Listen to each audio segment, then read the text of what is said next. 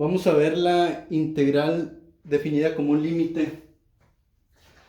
Nosotros conocemos algunas fórmulas de integración directas, que estas fórmulas pues nacen de una idea, o sea, un proceso un poco más complejo.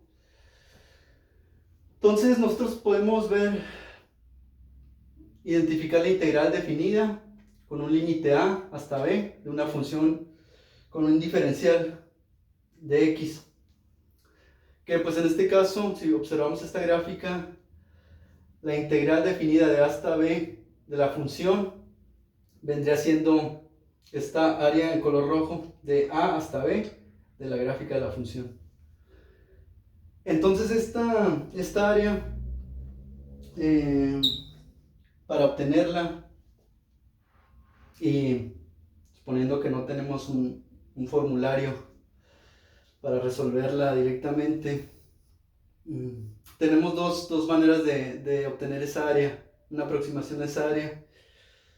Uno es mediante rectángulos circunscritos en la gráfica, o sea que salen de la gráfica, o mediante rectángulos, la suma de rectángulos inscritos, como pueden observar debajo de la gráfica. Entonces, para que esa aproximación a esta área nos salga lo más exacta posible, nosotros necesitamos estos espacios que están de más en este caso, o de menos en el caso de los inscritos, hacerla lo más pequeña posible. Y para que sea ese espacio sobrante o faltante lo menor posible, ocupamos que los rectángulos tengan el ancho mínimo posible.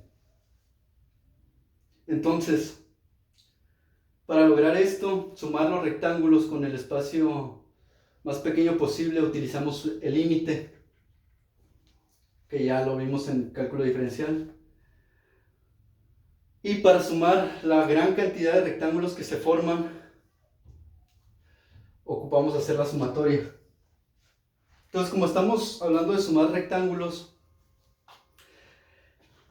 para obtener la suma de áreas de estos rectángulos, ocupamos tener la base y la altura de cada uno de esos rectángulos. Para esto, vamos a identificar qué es la base de cada rectángulo. Aquí vamos a entender un poco la idea de que vamos a manejarnos como varían las fórmulas y las fórmulas aplicadas para los rectángulos inscritos es mucho más compleja que los circunscritos. Vamos a irnos por la manera más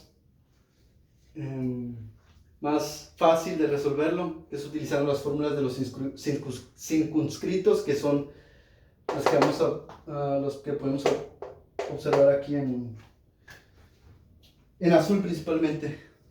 Entonces, estamos trabajando con los rectángulos circunscritos y utilizando estas fórmulas. Ahora, vamos a ver de qué se trata esto de delta x subíndice y. Delta x subíndice y es la base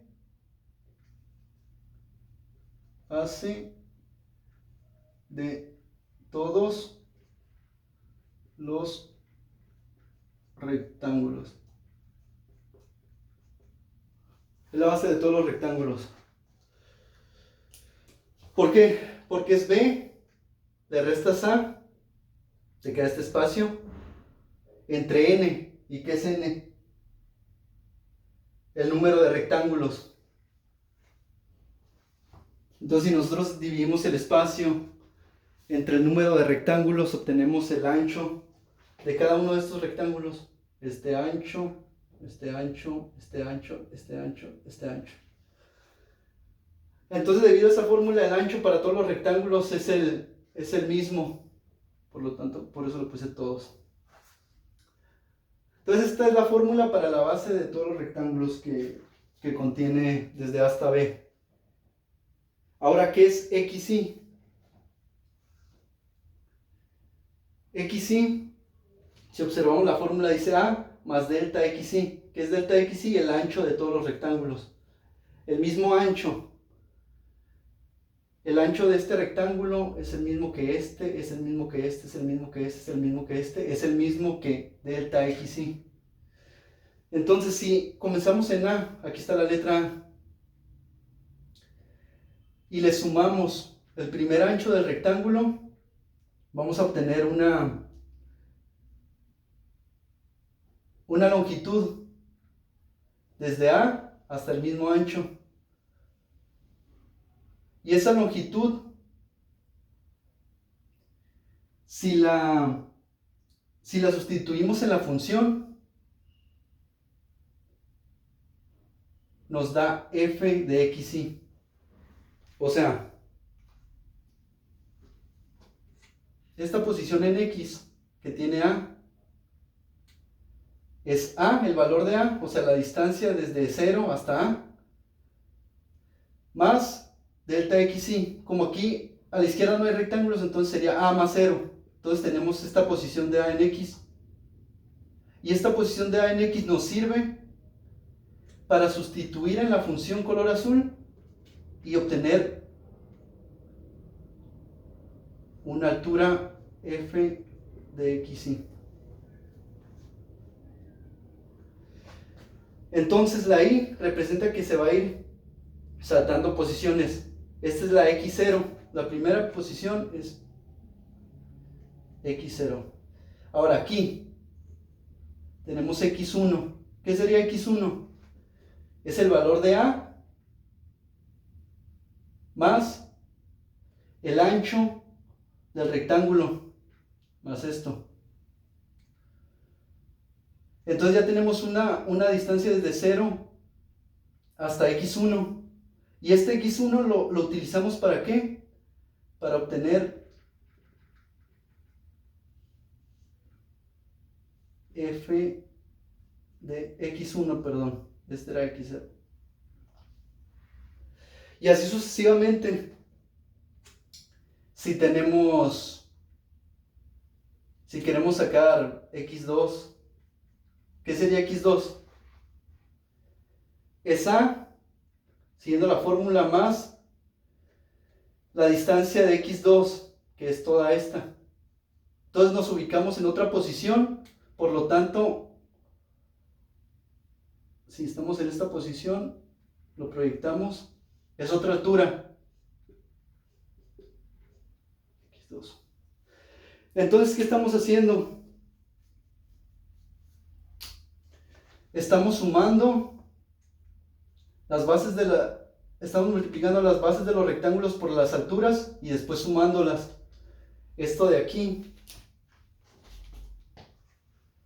f de xy, por lo tanto, f de xy es la altura de rectángulos.